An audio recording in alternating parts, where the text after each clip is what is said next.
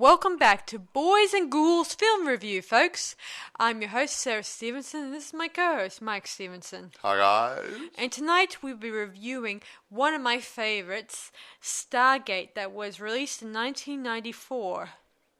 Yeah, it was a science fiction adventure film. Yeah, yes. I think I was I about... like sci-fi. I think when I first time watched this, I think I was, let me see... Child. I think I was about, say, 8 years of age when I watched this. Or maybe 8 or 9. Maybe. I don't think I took you to the pictures, the theatre. You were born in 86, but it came on TV or got the video. It could have been 9 or 10. But I think I watched it in the theatres with you? my sister and my Okay. dad here. Okay. So you might have we with did. A cute little precocious 8-year-old. Yeah. And it was pretty awesome. I thought it was pretty cool. We got a taste for Egyptology at that point, yes. Yeah, that was the first time I ever knew about Egyptology, Egyptology. and about the interesting words and ways of how they wrote their stuff. Just text. as an aside here, so years later we actually went to Egypt for a holiday, and Sarah actually was reading magazines on Egypt and learn how to read the hieroglyphics. A little. Bear in mind, guys, while I may be able to read a little bit, but at the same time, it's in another language. It is. But since I was reading, and actually on our tour in Egypt, our tour guide was looking at a wall with some stuff on it, and he said, this means so-and-so, and Sarah said, no, it's not, it is so-and-so.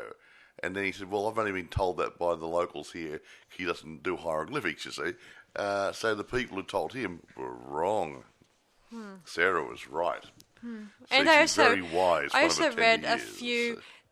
I read a name on a temple, I think, where it's, I guess, a few words that said I-R-A. That may be indicating Ramesses. Could be. Yeah, one of Ramesses, anyway. Whatever, you have heard, you may not know this, but Ramesses the Great had often put his name on everything. Yeah. He's like a big bragger. Yeah, I'll get rid of somebody else's name and put my name over the top. Yeah, he always kept telling about how his great victory of an area that she lost, really, to be honest. But he's like get away with his life. Yeah. So moving on, let's get back to this movie. Okay, here we go. Now, I love this movie, and unlike other critics who gave it a bad... they didn't give it a bad anything. Okay. They just did... Some critics... One critic gave it a bad serve because he doesn't like these sorts of movies. I'll mention his name later. He comes up an awful lot in things like this. They're saying, I don't like this, it's rubbish. And it's always the same. If it's a sci-fi or something like that, he doesn't like it, he won't rate it properly, and everybody else thinks it's average to good. He has he should get out of the business. Tell me about it. Anyway. He's not a fair critic. Yeah, I don't like ones that just think, I know better than you do. And he's an idiot. The guy's a clown. And technically, he is wrong because... the box office proves many things. Yeah, and the TV series that came after it TV many series, years later told otherwise. More than one TV series. It was a Stargate. Yeah, Stargate. What's it called? A Stargate. Don't remember the. It was called Stargate something. Stargate 1. Yeah, but I know for a fact it was a very big. They went on for quite a few seasons, and then there's some other spin-offs. There's 2 other movies were made. One, something of the Ark, and one of the other one, Continuum, was a later movie. Yeah, they were more of TV movies. Yeah, but it still made the movies part of the it's still part of the franchise. Okay. Yeah. So, anyway, here we go. Produced by Joel Michaels, Oliver Ebel, whatever, and Dean Devlin. Directed by Roland Emmerich. Written by Dean Devlin and Roland Emmerich. Now, talk about budget. I'm saying that critics don't know everything. The budget was 55 mil. Box office at 196 mil. See, these people do have taste. I think they made a few bucks on it. Yeah. See, this movie had good taste. Yeah, and this was the first entry in the Stargate media franchise. When I say media, had TV series, I think there was a cartoon series. I'm No, I think it was a cartoon series. Yeah, I think it was a cartoon series. I haven't heard anything about cartoon series. Yeah, I was reading some notes. I think it was a cartoon series done on it. And then it had 2 other movies. I don't think I would have heard about it. Can I actually finish what I'm saying? No, just saying, Mike, that when they did the Godzilla, I would have known right away that there was a cartoon about that, but I would have never known about a Stargate cartoon series. I don't know. Maybe I haven't. Maybe it didn't last long. Maybe it didn't look. Maybe it didn't last very long. It could have been. That's what I'm saying. Because most cartoons, even back then, didn't last.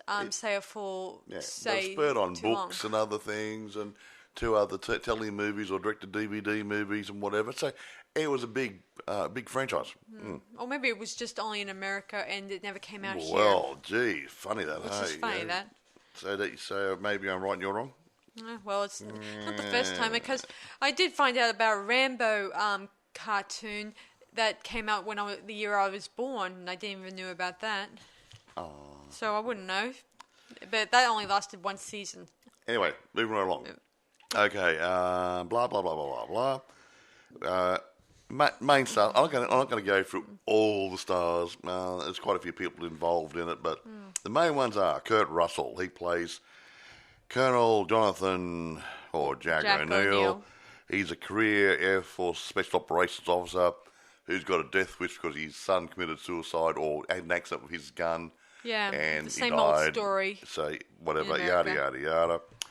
Jane Spader plays Dr. Daniel Jackson, who's an archaeologist and linguist. Linguist. Who has theories about the 4th dynasty in Egypt. Yeah. Blah, blah, blah.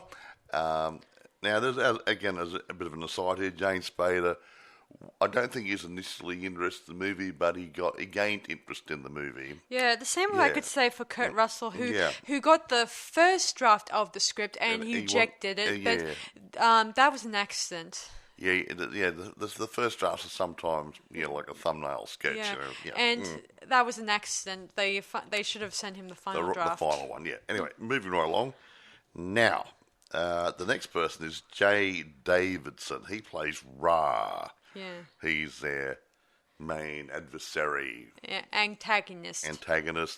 Alien, demigod, whatever you want to call him.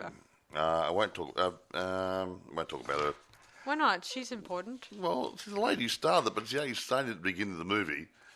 Well, maybe not that. Just from the native. Now, Millie Avatars. She plays Shauri, I think is the right pronunciation of the name, the daughter of a tribal leader, and she's offered to Daniel Jackson as a marriage gift. Isn't that lovely? She was not a bad gift. It didn't come in a box, no bows, no nothing. Here it is. Moving on to now our next actor. Whatever. She was really pretty. She also has a brother named Alex Cruz, who plays Alexis Cruz plays Skara. Skara. Okay. And of course her father is Kasuf. Kasuf. Yes. As I said, these are sort of like Egyptian names. They did some of these Egyptian type names to make it sound good. Now, moving right along, I don't go for everybody. Hey, there's a sandwich maker here. Hello. So do you want me to move on to the story? Yes, that's what I'm trying to get you to start talking. Because you're going to talk and talk and talk. So and talk and talk and talk. It starts way back to 1938, I think it is. Was it right? Well, you're telling the story. Okay. Wait a minute. 1928. Okay, 1928. Sorry, guys. And this is around the time Howard Carter would have been digging up whatever. Yeah, you had Tutankhamun's tomb. That was back in the 20s. Yeah, archaeologist Langford, I think it was. Who? That's the first archaeologist who discovers the Stargate. Him and his crew, they find some artifacts. His little daughter, Catherine has found a beautiful golden necklace with an eye of Ra upon it. Despite what they say in Wikipedia, she wasn't given the gift from her father. It was she found it from an archaeology dig table, and she didn't give it in. Yeah, she was naughty. She just took it. Period. But maybe she showed it to Daddy, and he might have said, "Oh, you can keep it, darling." Yeah, as a dad would. Yeah. Anyway, they see the this huge ring-like Stargate thing. A big round thing. Probably 4 or 5 meters across. And they can't make heads or tails out of it. Then we cross to the future, 1994, 96 or whatever. 1994, that's when the movie is staged. Yeah, okay. And we meet Daniel Jackson, who's trying to do a lecture, and most of his theories about Egyptian languages. Fourth dynasty of Egypt and whatever. Yeah. And no one's listening to him if they think he's an idiot and stuff. Yeah, they think that they question his knowledge by saying, who built the pyramids? And aliens. Laughed it off. They were heckling him too much. Yeah, laughing off and just calling him a loony. Or not loony, just Well, they didn't believe a word he said, even though he might have been speaking the truth. They didn't give him a chance. Yeah, and he doesn't have any grants, and he's living out of his suitcases. Yeah, he lost his residence due to lack of paying his rent. Yeah. Rent's in arrears, folks. So an older Catherine Lord Langford tells him about a job she's offering him, and says that this is a great opportunity for you. And might prove some of your theories. Yeah. So we then meet our other hero of the story. Let me see. Jack O'Neill, and he's grieving over the loss of his own child. His son, yeah. See, his son pretty much was playing with a gun, and I guess... One of Jack's guns, mind you. Shot himself. Accidentally. The same old story you hear so many times. I don't know how many times, but so many. And he sort of missed his son, blames himself. You know the scenario, and he contemplates taking his own life for those very reasons too, because he doesn't feel like he has anything else to live for. Isn't that so? His men come by, telling him, "Guess what? You're reactivated for this major task ahead of you." Isn't that right, Mike? Exactly. Mm-hmm. He was. I don't know if he's actually retired or on sick leave. I think he's on. I guess stress leave or something rather. On leave, pretty much. Yeah, but they're needing for this project. Yeah.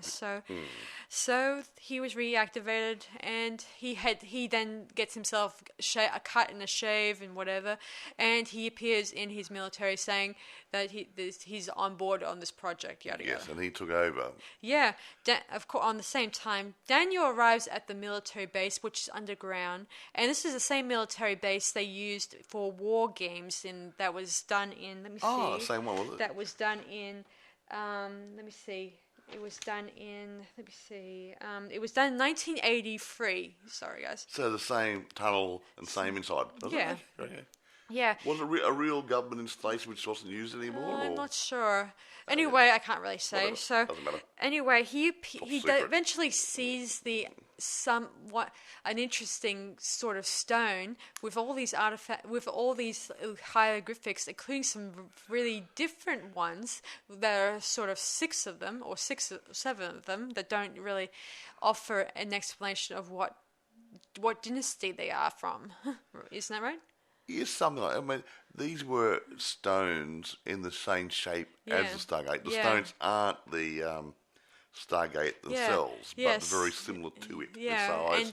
But had all these, like you said, hieroglyphics on it. Now they thought were hieroglyphics. Yeah, now I go to where some of the hieroglyphics that were... They were all on the sides of the circle thing, and the guy who translated them was probably... Well, he wasn't an idiot. He was using different forms of translation. Yeah. His biggest mistake was calling it some door to heaven. But actually, if this was an Egyptian artifact, they would not call heaven, the afterlife, heaven. Because their pharaohs, whoever died, went to an afterlife and travelled across the sky. Exactly. Not to heaven. So exactly. So he mistranslated. Because they would not have heaven, and it would be under a different name, obviously. Yeah, exactly right. So he didn't. But eventually, Daniel was able to translate it, marking that on the famous linguist who he mocks him, saying saying they're still printing his books. He made a few mistakes. Several. Anyway, moving on. So he eventually translates, and they offered him the job, and of course, say a few weeks later, he's still trying to translate the 6 symbols there. There's supposed to be 7 symbols. He got the first 6, but he was getting stuck. Yeah. He couldn't quite understand, and then he tweaked on the fact of star constellations. Yeah. And then he still had to try to figure out what the last one was. Yeah, so eventually they show him the device, the ring I mentioned. The real one. That's called the Stargate, which is what he translated in the other bit of hieroglyphics earlier. Yeah.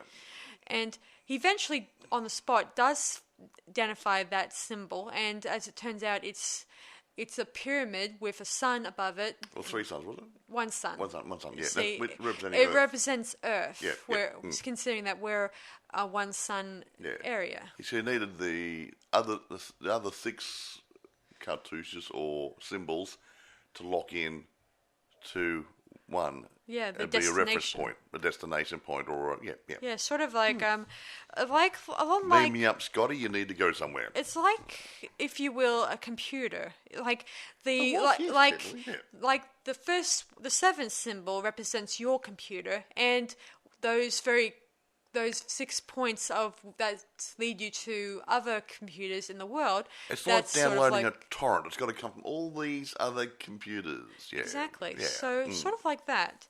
Anyway, they eventually, using now that they know all the Stephenson those 7 symbols, now they activate the Stargate. And it goes, chunka chunka, start moving around. And eventually, one locks in. Yeah. And another one locks in. And it gets up to the 6th one, and the lady says, "We've never got this far before." Yeah. And then it's starting to the vibrations start going through the complex. Yeah. And then the last one clicks in. Yeah, and then we see a blue type watery reflection appear on the Stargate. Yeah, like it's a big wormhole type thing. Yeah, it looks really cool. Of course, they send out great special effects. Yeah, they send out all their soldiers just to be careful of anything that may come out of the Stargate, as it turns out. Yeah, if you soldiers stand there, we'll shoot it. But what happens? A question I've often wondered at that point in time, if the other Stargate had been dropped into the ocean, and it opened up on the other side, would that have effectively flooded the place? Beats me. Anyway, moving on. So, anyway, they send a droid one of those weird astro droids. A bit like Wall-E. Yeah, a little bit like those astro droids you may send to Mars and get pictures back. Little tractor wheels and stuff, and goes through the camera on it and stuff. Yeah. So they send it in, and it starts going to an unknown galaxy. Yeah, toward the other end. Yeah. So it sends pictures back, like they show another gate, the Stargate on the other side, with different symbols on it. Yeah, same sort of thing, but different. Yeah, yeah, and shows that they're inside a building of some description. Yes. Anyway, they eventually decide that they should assemble a team in and try to get over there and find out as much as they can. And Paul Daniel's dragged in as well. Well, Daniel volunteers. That's not right, the same thing. But he's required to help them get back as well. Yeah, so he thinks that he can definitely be able to get them back, hopefully. Yes. Eventually, so they start packing their stuff. Daniel is approached by Catherine, and she gives him that very same necklace she was given all those years ago. The Eye of Ra. Yeah, and she says it'll give him good luck. And I'll bring it back. And he'll bring it, and he promises to bring it back, obviously. Yeah.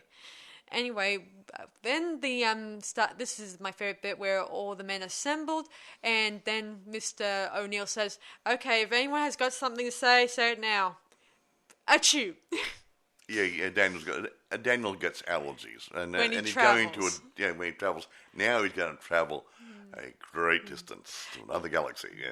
Yeah. So they get themselves assembled, and they slowly load up their gear on a sort of a bit of a tractor thing, and slowly O'Neill steps through, then the next man, the following man, and Daniel's the last one there, and he slowly puts his hand in and pulls it out. Wow, this is interesting. He's like a scientist, He's just really mesmerized by the effect, and he walks through and slowly he closes his eyes, and as he dips his head into it, we watch a awesome display of them flying through the galaxy at a speed of light. It's a great ride to the theme park. I thought it was cool. It would have been so awesome if it was a ride. We could just imagine ourselves as one of the galaxy guys and just... That would be just so cool. Whatever, yeah. And soon enough, they arrive on the other side. They're a bit queasy. And a funny new planet, and it's called Abydos, named after a place in Egypt. But they don't really talk about it very often. No, they don't mention it. Throughout the movie. They just call it the planet or something. Anyway, they eventually exit the establishment, and as it turns out, they're inside this great big Giza-type pyramid. Exactly. So big. Cheops would have been proud. And, of course, this pyramid is well constructed, and it looks like there's not even one chip or one crack in it. So brand new, made new for this movie, wasn't it? Yeah, exactly. I mean, considering Giza is run down. Well, no, it's not run down. So, over the years, they took all it had highly polished limestone casing on the outside. That was all stripped off when they're building the buildings in that area. They just stripped it off. Yeah. Yeah. So of course, O'Neill wants to head back, and he's making plans for them to head back. But Jackson, he doesn't want to head back. He says we must find out if there's any advanced civilization here, and he thinks that he needs to find the special writings to help them get back. Yeah, get back. And if they can't find them, there's no chance of getting back. Yeah. And of course, there was a bit of argument, disagreements, and the men don't really appreciate Jackson's input on this. They even treat him rather rudely. They treat him nastily, actually, but yeah.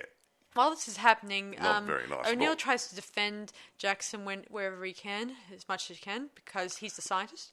Yeah, dweeb. Yeah. And while he's inside the pyramid, he's actually assembling a bomb that he intends to detonate.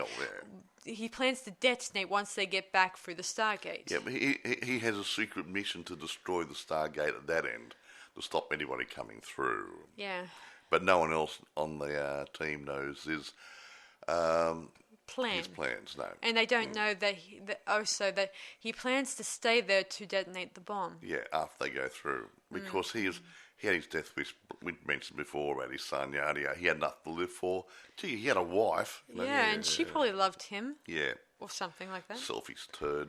Or maybe, I think she did love him. She did love him. But he's just so... He's just wallowing in self-guilt, if that's the word. He's missing his son. He was And I think I can understand that. Yeah, if anything happened to you, I'd be...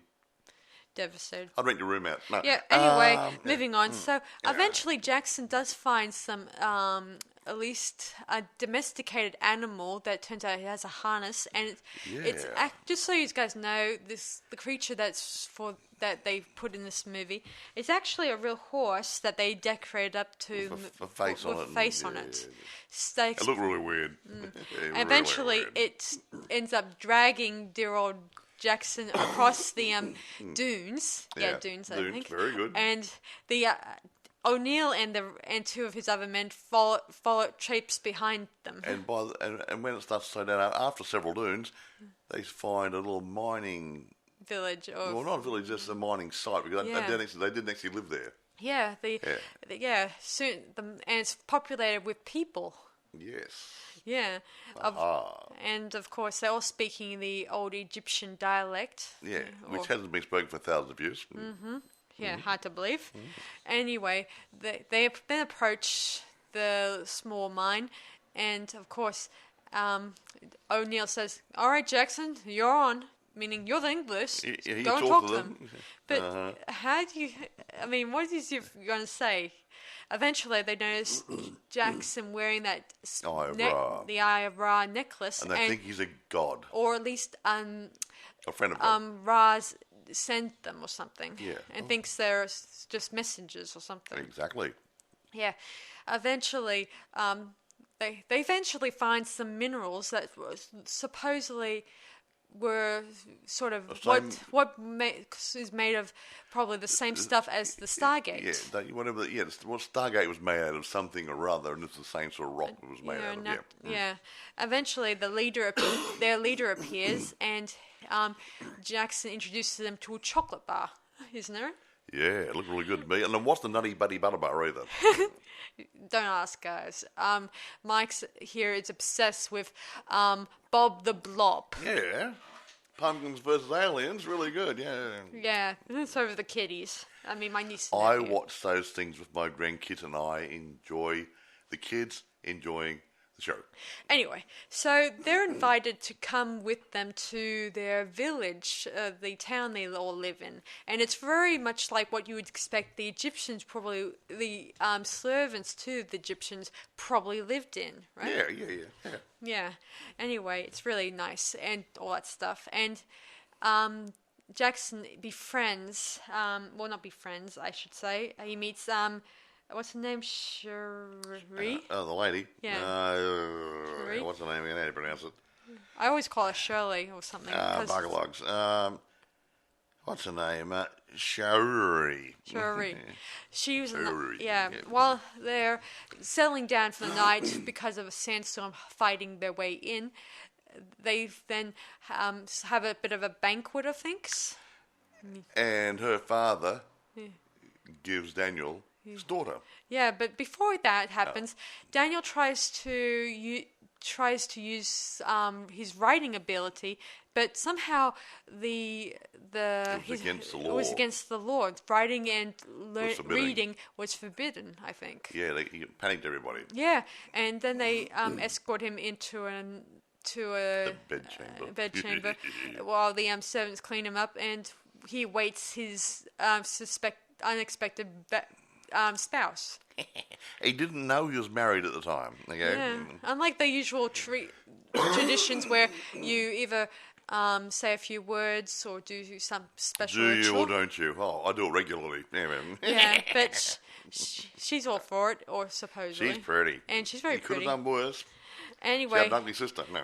Eventually, Daniel tries to talk to her and tries to communicate that his name's Daniel, and she tells him her name. Sherry.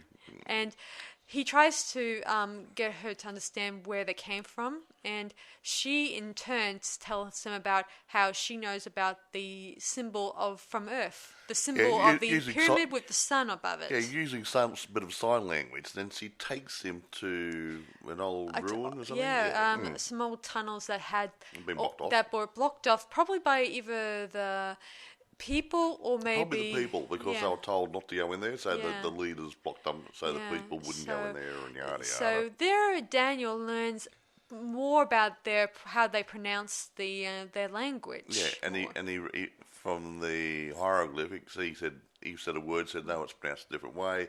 Then he realised their vowels were pronounced differently, and then he started to get an idea on how to pronounce the words. Yeah. Not bad, pretty clever. Yeah. Meanwhile, while this is happening, O'Neill is just sitting around, and he befriends Sherry's little brother, who's idolizes O'Neill and the other soldiers. Exactly. Yeah. Yeah. So what's his name? Scara. Yeah, Scara, sort of. Yeah. Scara. Anyway, and he tries to smoke a cigarette, and he's trying to copy O'Neill. He tried to inhale it, and then he coughs. And he realised that you cannot smoke cigarettes and do a big inhale like a big guy if you've never had to smoke before. Yeah. He also tries to grab for a gun, but O'Neill just yells at him and frightens him away.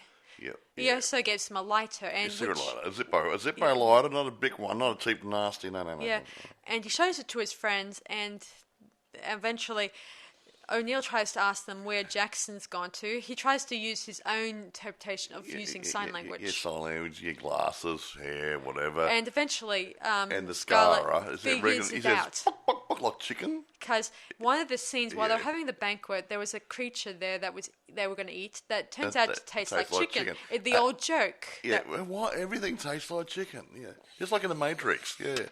Yeah, an old joke that has been probably passed down throughout movie since history. ancient Egyptian times, probably. Yeah. Eventually, they get one of the creatures that sniffs Daniel's jacket and was able to find out where Daniel is. Yeah, this funny horse yak thing, whatever it's supposed to be, is also a bloodhound. That's another thing I should mention, Mike. That apart from using a horse, they also used the dog for maybe close-up scenes. So for close-up shots. Well, possibly, yeah, that'd make it a bit easier. Soon enough, our team eventually arrive at the secret caves that both Daniel and Sharia are discussing some of the hieroglyphics. Yeah. And O'Neill is a little confused. Like, he was there and he knew that Jackson couldn't speak their language at first, but Daniel explains that he had to learn to sound out the pronunciation. Yeah, the vowels were all different and stuff. So yeah, and that was the only difference. Yeah, and he then says that he found out the history of these people. As it turns out, there was an alien who wanted to cheat death by getting a new body. So he travels to Earth, where he possesses a young boy, and there he becomes a god to all the inhabitants. Yes. And he uses the Stargate to send hundreds of workers across the galaxy to another planet to mine for this advanced technology. Well, yeah, some sort of mineral they use. To give him eternal life. Well, I don't know if that's part of that. It comes into his grand scheme of things. I don't know what the mineral does. Yeah. And back on Earth, there was a revulsion which kind of ends the Egyptian side Ra's scheme, and they buried the Stargate. And about 4,000 years ago. Yeah, and back on this other planet, Ra outlawed reading and writing, so the people back there won't know the truth. Well, knowledge has a way of surviving. Yeah, and eventually Jackson finds the 6 symbols, or I should say 7, but some reasons the 7th symbol is lost. Yeah, he found 6, but he couldn't find 7th because it was damaged or worn off from erosion or something or other. So I said, I can't find our way home. I need a reference point. So they don't even know how to be able to work out how to set the right coordinates. But however, all will be revealed later. So, soon enough, our travels, they head back to the pyramid. While during the night, somehow a very big pyramid-like spacecraft came on the pyramid during the sandstorm and killed some of the members, and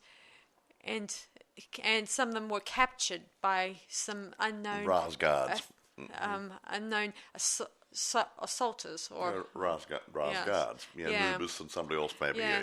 Of course, it looks so creepy looking. And eventually, while this is happening, while they're entering the pyramid, Scar and his friends, they follow, secretly behind them to find out what's going to happen. Mm-hmm. And they watch as 2 of the soldiers were knocked off, and O'Neill and Jackson, they get caught by these... Taken by these prisoner, and they meet Ra, the horrible alien part human, possessed human, I should say. That's a mouthful, isn't it? Yeah, and we see for ourselves that his other assailants are humans, and they're wearing false heads to make them look like gods. You hit a button on the side of your mask, it all collapses back down into your collar, and you got a human face in there. Yeah, see, some of them look like Anubis, Horus, and all sorts of stuff, other type of gods. And of course, Ra is wearing a sort of pharaoh type face. Yeah. As I often say, it doesn't matter too much to me. But anyway, Ra eventually discovers the bomb, and this is where Jackson realized, you were going to destroy the Stargate on this end. Why did you do this? What are you going to do this for? That was his job. Yeah. Eventually, O'Neill picks up one of the soldiers' weird staffs. They're sort of like a pistol, but inserted inside it. It's like a blaster. Yeah, like they use in like Star Wars, different things, but on a long pole like a spear. Yeah. He then tries to attack some of the other guards, but unfortunately Jackson gets in the way and he gets blasted by one of the enemy soldiers. And he gets killed temporarily. Yeah, temporarily. And O'Neill tries to shoot at Ra, but there was little kids there. They all stood in the They're way. sort of like servants to Ra, and he couldn't put it. He didn't want to shoot the kiddies. Yeah. Anyway, eventually one of the guards disarm him and whacks him with the spear. Whack, whack, whack, whack, whack. Eventually, Ra notices Jackson wearing a necklace with the Ra symbol, and I don't know why he gets into his head to resurrect him. He wanted to talk to him. Yeah. You can't talk to a dead guy real easy. O'Neill is dumped inside a prison swimming pool. And he finds two of his missing comrades in there. Actually, they're free. Three. As it turns out. A couple of them died, but they were mainly guys. Somehow they survived and were kept prisoner. They Mandarin troop. Meanwhile, Ross sends out some spaceships to attack the town. Yeah, little flying machine type spaceships. Yeah. Yeah. And of course the civilians get hurt and very badly damaged, and of course Scar approaches his sister and asks her what was going on, and she says that Ra has punished us. And she asks about where Daniel is, and Scar couldn't answer her question. He also approaches his father, and his father says, "We should not have helped those strangers." Mm-hmm. Meanwhile, back at Ra's place... How wrong can he be, folks? Daniel's revived, and he's inside a sarcophagus, I think. Yeah, sarcophagus, yeah. A life-giving one, not a dead one. Yeah, that allows him to be resurrected, I think. And that's what Ra's been using. Yeah, throughout his years. Anyway, he then goes and meets Ra, and he tells him about how he plans on sending the bomb back along with the minerals they collected to make sure this bomb will... It would increase its power 100-fold. That's a lot. And destroy the Earth. Well, I know 100-fold, but it'd do a lot of damage. Yeah. Meaning it'll probably destroy the Earth and anyone left in it. Well, I know 100-fold. How good the bomb is. Don't know. Anyway, so I don't know how powerful Ra's technology is, but there might be a big chance of that. He seems like a smart fellow. Then he takes the Ra amulet off Daniel and says there's only one Ra. There's a room for one Ra somewhere. Yeah. He then, meanwhile, Shuri and Scar, they're inside the special cave I mentioned, and Scar tells her that they're gonna the Ra is gonna develop an execution of the following strangers. He wants Daniel to kill his comrades. Yeah, and Shuri takes the time to tells her brother and his friends about how they've been lied to and mistreated over the years. Yeah. And been tricked. And Ra is not a god. No, he's an alien. He's a what's the word I used? Oh yeah, he's imposter. He's an interloper. He's wrong. He's naughty. He's a liar. Liar, cheat, a brigand, whatever. Yeah. Anyway, so the very next day or whatever, everyone's assembled, and Ra is there in his costume dress, telling everyone, "Rise, we're going to do our execution now." And Daniel is beside him, and he takes the special spear, and he approaches the following soldiers, including O'Neill. And O'Neill is probably surprised to see him resurrected, whatever. He died, but he got better. Yeah. And as Daniel approaches, Scar and Shuri, they're in the crowd, and Scar has the cigarette lighter, and he reflects it into Daniel's face, hinting that we're here. Let's start making some trouble. Let's make trouble for these guys. And he does. He shows that he has hidden under his robes one of the rifles that O'Neill's men or whatever, left during the sandstorm. Isn't that right? Yep, something like that. Mm-hmm. Yeah, and soon enough, they spring into action. And all hell breaks loose. Yeah, and the boys quickly try to cover the soldiers with their garments too, so they won't be found. Yeah, they hide them and look like poor little servant people again.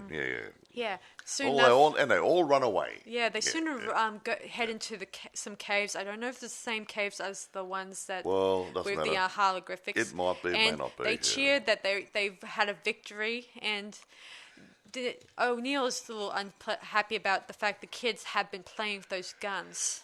However, he's happy he got saved. Yeah. But and now, isn't it where Scar is doing that little thing on the wall? Yeah, well, yeah, roughly, but before that happens, Daniel asks O'Neill to explain why he was planning on setting a bomb and causing all this. And he was told he's just following orders, and he's just doing what that the guys at the other end told him to do, that to set a bomb so that no other travelers will come through to their end and hurt our planet Earth. Isn't that lovely? Sort of like what he was gonna do to Ra and his guys. Exactly. Eventually. So anyway, he then tells them that he's still going to do what he's going to do, and that's all that stuff. And but Daniel reveals that if he so much as detonates the bomb, that will set a chain reaction and explode the entire establishment away and kill everybody. Yeah, and Ra plans on using this bomb to send back to Earth and destroy everyone. Yeah, but in the meantime, this little guy Scarro is doing this little victory drawing on the wall. Yeah, he draws a picture of their victory and the 3 moons throughout the movie that appear at this planet. Yeah, and Daniel works it out that this is the 7th symbol. Yeah, a pyramid with 3 moons. Yeah. Yeah. Hint. Considering that's a starting point or whatever. Yeah. The next day in the mines, they're dressed in their peasant garments, and they spring on one of their overseers, and the other. At first, the Scar's father objects to this, thinking that we just offended gods. Oh, we're gonna burn in hell or whatever. But soon enough, these Daniel guys are laying on the ground, and he hits a button on the. Yeah, and they've realised they've been duped. Yeah, because the mask rolls back, and they see ordinary human beings inside the mask, and they realise they've been lying to us. Yeah. You buggers. Yeah. Soon enough, the soldiers, as they're dressed in garments, they head down to the pyramid with the other boys to pretend to be delivering the minerals to Ra. Yeah. And while the soldiers head downstairs to check on the minerals, along with making sure that they're not any of the soldiers are among them, and eventually we get to O'Neill, and he says, "How you doing?" holding a gun, and this gives him a wink at his opponent, and bam! Smacko. And then we get a huge gunfight, and while they're shooting, the door to the pyramid slams shut, causing a bit of a explosion happen with the one of the guards shoots at the entrance at the same time, and it causes a bit of a sort of an explosion, or not a small explosion. Oh, little one, yeah. And then this is where we get the outside. The boys get pelted by these huge spaceships who are going to attack the ones outside. Yeah, well, it's always going the way. Yeah, so there are 2 remaining soldiers. They decide to try to make a sort of bunker on the other side using the carts and stuff. Yeah. So one soldier heads off, and the other one covers him with a gun. Yeah. And the same with the other members. They try their hardest to get to the part to make a bunker up, so they can just continue shooting at. But one of the soldiers, did he flag those flying guys down? Yeah, before that happens, Scar's one of his friends, he was the last one to remain, and he gets shot down. Good. Now we get to the part where they ran out of ammunition and their lack of bullets. So one of the soldiers flags the guys down, "Okay, we're giving up, surrender," and the guys come down and land little flying contraptions. Yeah, while this is happening, inside, O'Neill and Jackson and Shuri, they're inside, and O'Neill's still setting up the bomb, and he plans on detonating it and stuff like that. But we still have 1 or 2 problems. Shuri gets shot by... and killed. Yeah, and one of the head soldier guys from upstairs, decides to head down and kill the last remaining members himself. So he heads down there using a special lift device. Like a beam me up Scotty thing. Yeah. Jackson heads inside the lift, and this allows him to go up to the main. They bypass each other somehow or other. Really good. Very clever. And so O'Neill has to face the one that looks like Anubis. Yeah. And he has a real good battle while Daniel's upstairs taking his lady friend to the sarcophagus to bring him back to life. Yeah. How long we don't know. It doesn't matter. Oh, it didn't take long. No. Yeah. Yeah. Eventually, when she does get revived, as he's walking past. Actually, before I get to that, outside the soldiers are going to get shot by the pilots. Yeah, but then suddenly out appears the head guy, head slave guy. What's his name? Not Jafar. Kazuf. Yeah, and hundreds of their people appear. Standing there on the hill. Yeah. Threatening them. And say, oh, Lord. Ra sees them outside his window, and he knows deep down he's in deep, you-know-what. Car. And so it's time to leave, guys. Yeah, so because now it's an uprising, just like back on Earth. The Egyptians. Mm-hmm. Yes. They found out the truth, too. Soon enough, they start attacking, and they overpower the two soldiers. Yep. People power. But soon enough, Daniel eventually revives his girlfriend, and he tries to head back to where the lift is, even though he doesn't have any way to get down technically. But then again, Ra appears, and he plans on killing Daniel with his special device. But he's standing where that elevator transporter thing is. Yeah. While this is happening, O'Neill is getting the upper hand with the soldier, and as he gets the upper hand, he then takes his hand, his hand, and says, "Give my regards to King Tut, asshole." He hits a button on his glove there, which opens up this the lift. This lift thing, and it comes down and breaks Anubis's neck. And brings Daniel home. Yeah, but at the same time, Anubis' head goes up the shaft without his body. And Daniel was able to get from Ra's neck the necklace. Yeah, lovely. Because he still has to keep a promise. He give back the lady. Yeah. Soon enough, he arrives back, and O'Neill tries to undetonate the bomb. Yeah, to stop it. But somehow it's rigged to It's been rigged by his superiors not to be able to be turned off once it's activated, just in case he had a change of heart. Yeah, not so good. Yeah. So even after he turns off the switch, takes out the weird battery thing. Whatever, it's still going. It's still going. Yeah. So and they both said, "I've got an idea." Yeah. Now at this time, Ra is now realizing he's in big trouble. He's getting ready to leave. So he plans on getting his shit together and pretty much leave. So as his ship's taking off, the pyramid part, Daniel and O'Neill have that marvelous idea. They then use, considering that the remaining soldier that still has his body's still down there, and his hand is still there. Yeah. So they then move it to the lift and press down his hand, and the bomb goes up to this flying pyramid thing, the spaceship. Yeah, and Ra gets with only about less than a minute to go. Yeah. And Ra realises, oh shit. Or not something like that. Well, he did. You can look on his face at oh shit. And he starts transparently turning into his alien stuff. And eventually him and the pyramid dissolve. Goes boom. Anyway, our heroes cheer and all that stuff, and the few boys approach O'Neill and salute him in respect. Because they saw his real soldiers saluting, so they gave him respect too by saluting him as a bit of a respect. A hero, respect, whatever, yeah. Yeah. Nice. And Cherie and Daniel kiss passionately and all that stuff. Slip the old tongue in. And then we go back to the inside of the pyramid, the pyramid the other part of the pyramid. I should mention. I call the base station part of it. Yeah. The other thing comes down and sits over the top of it. Yeah. Yes. And so now the Stargate is working. I don't know how they were able to work it, to be honest, without technology. Well, they had all the reference points. They had maybe lined up manually. Yeah. But whatever. Yeah. So so the two remaining soldiers, they head off inside the Stargate, wishing Daniel all the best with whatever. Have a nice honeymoon. And O'Neill says, "Are you sure you want to do this?" And Daniel is pretty sure he wants to stay. Yeah.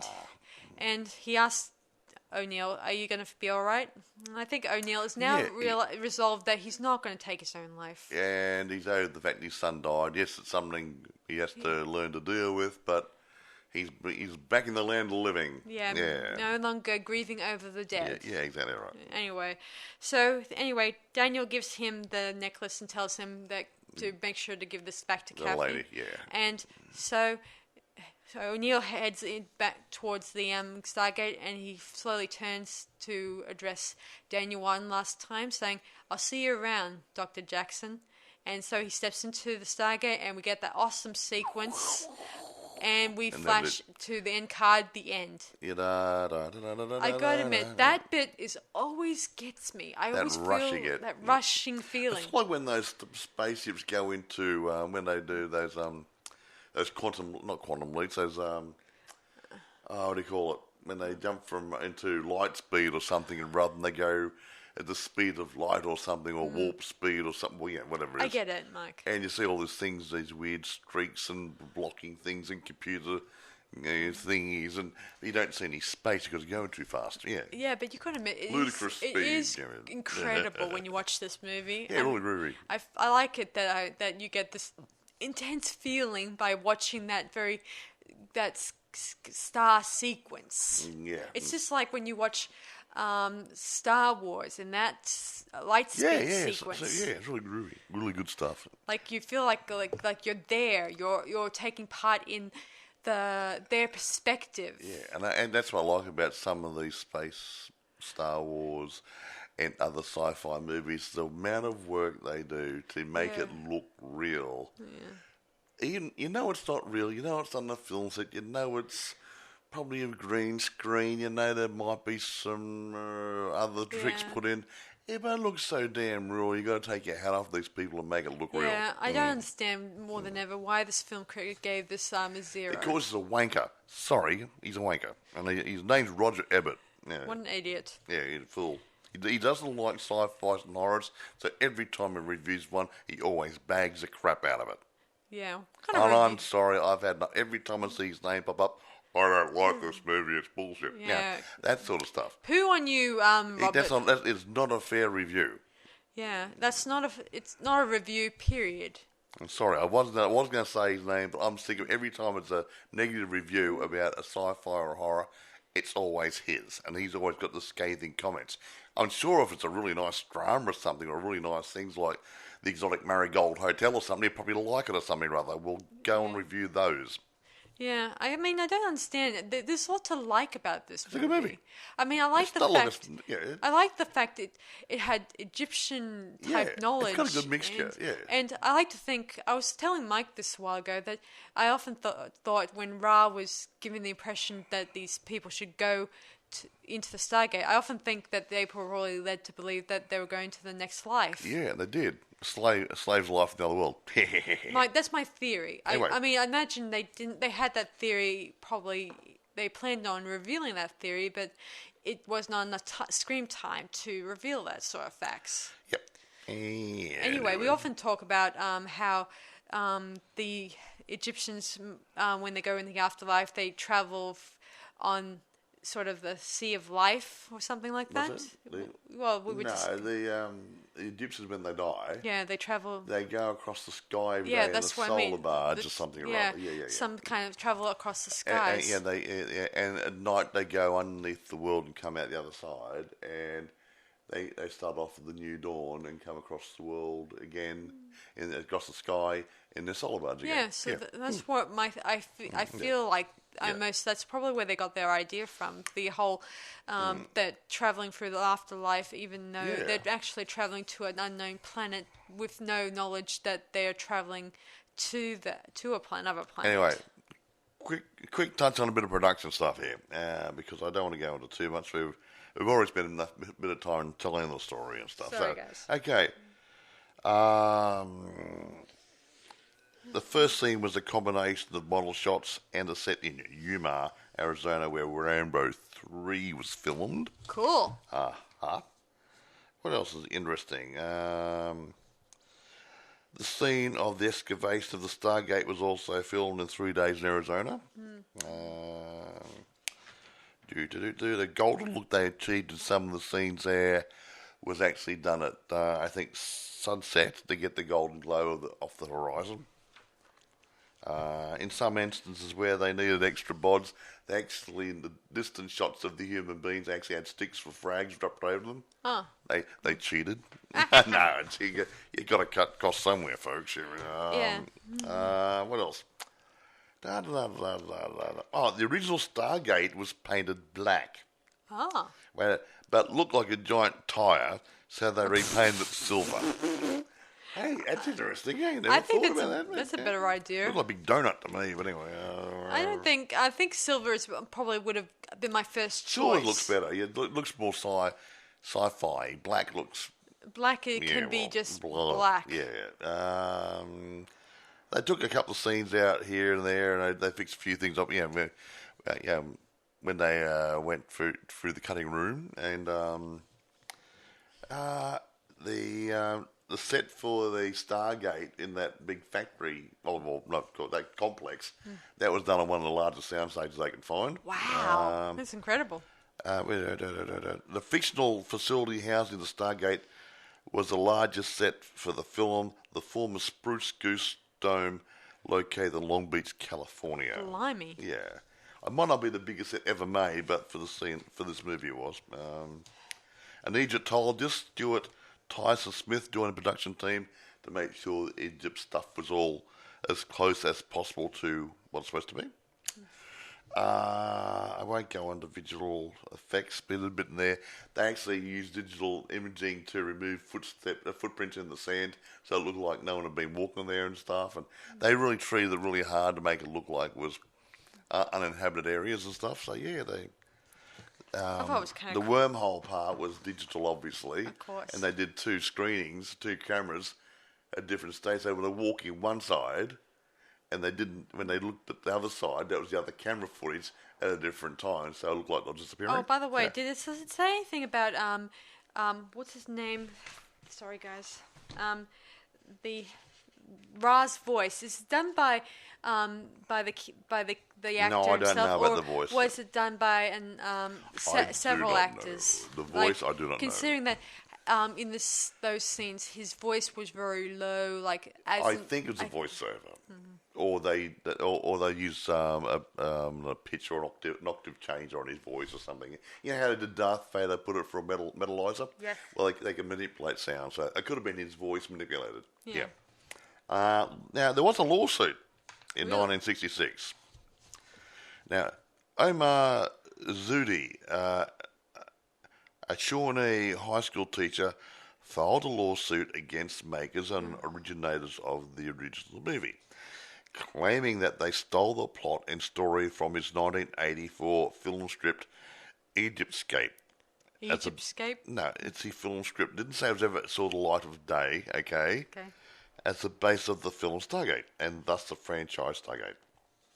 I understand that they settled out of court, so there might have been similarities that they couldn't dispute.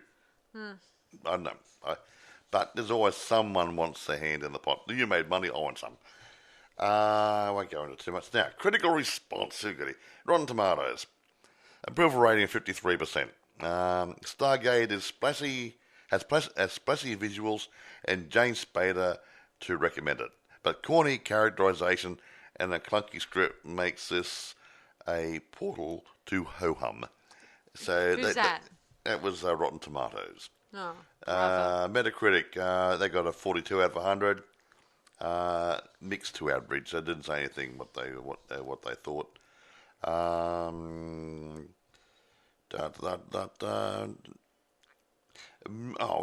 Now, I don't know who wrote this. Yeah, yes.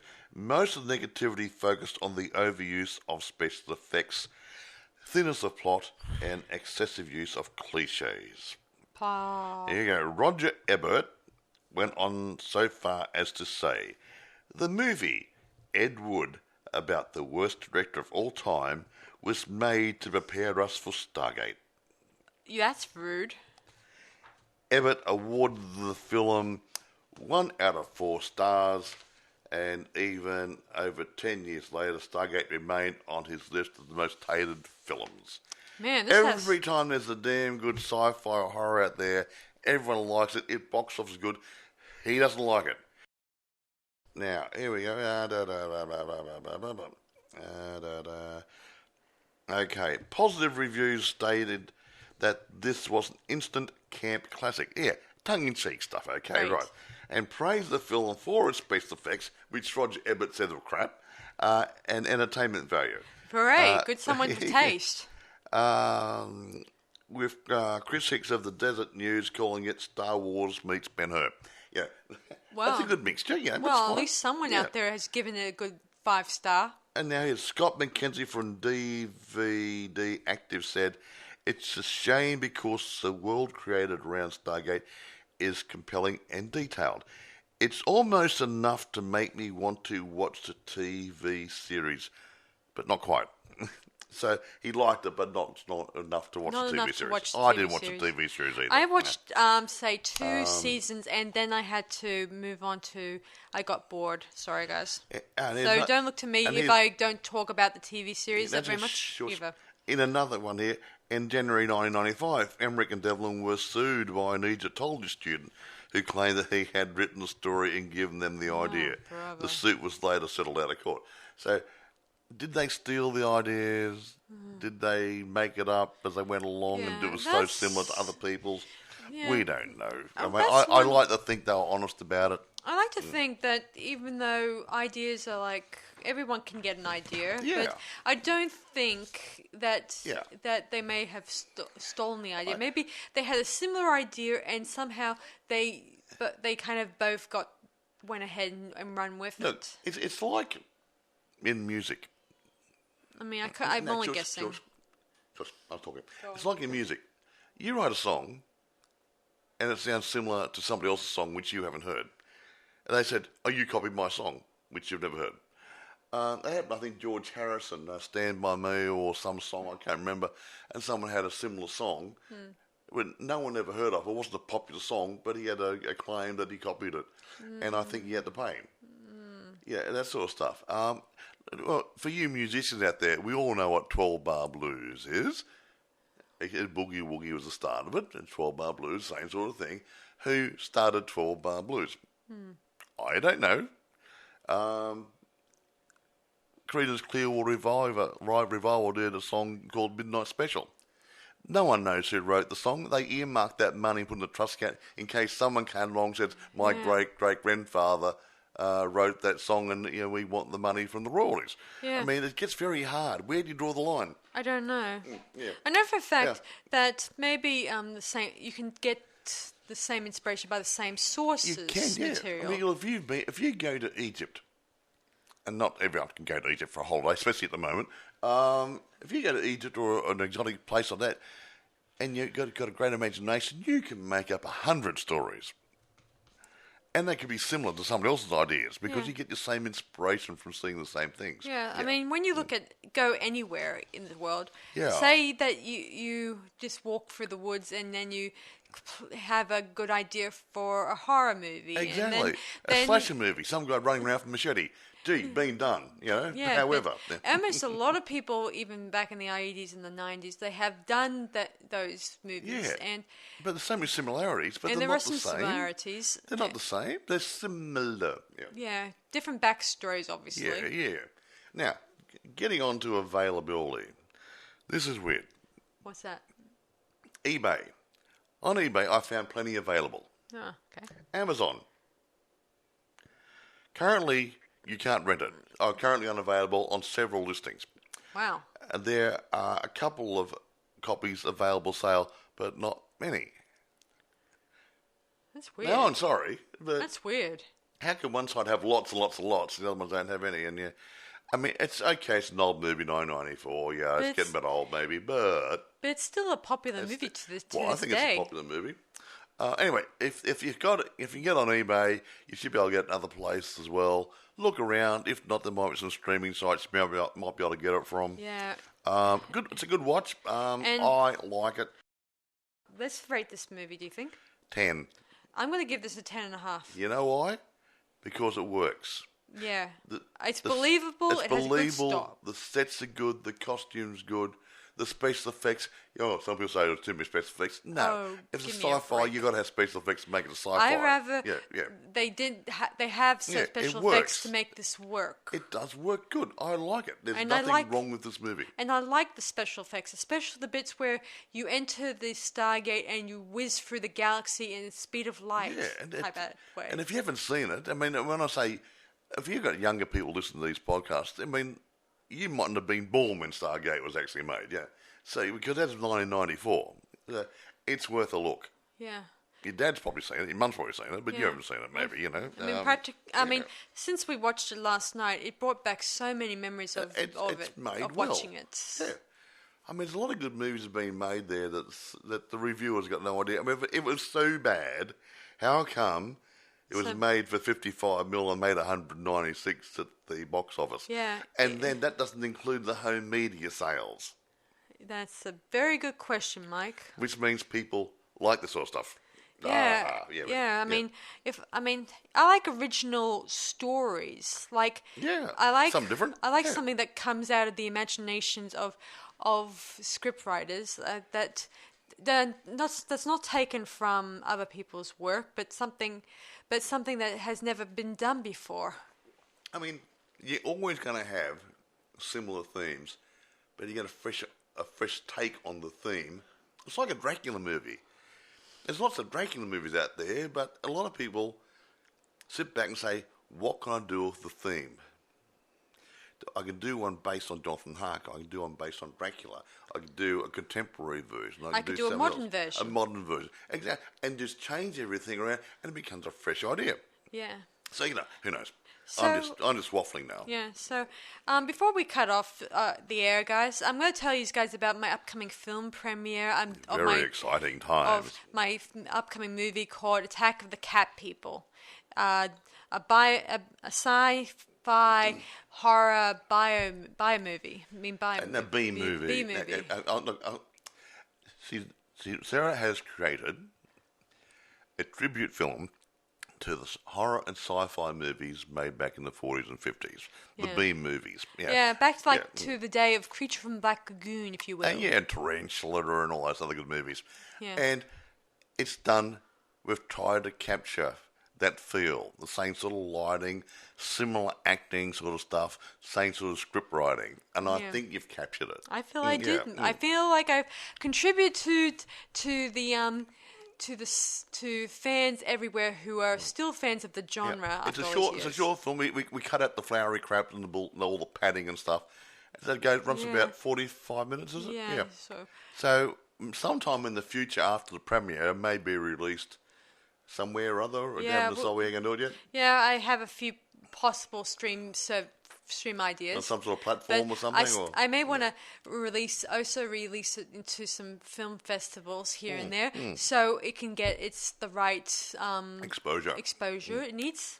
And I'm also looking at getting it reviewed by a number of other film reviewers. Independent film reviewers who are going to have...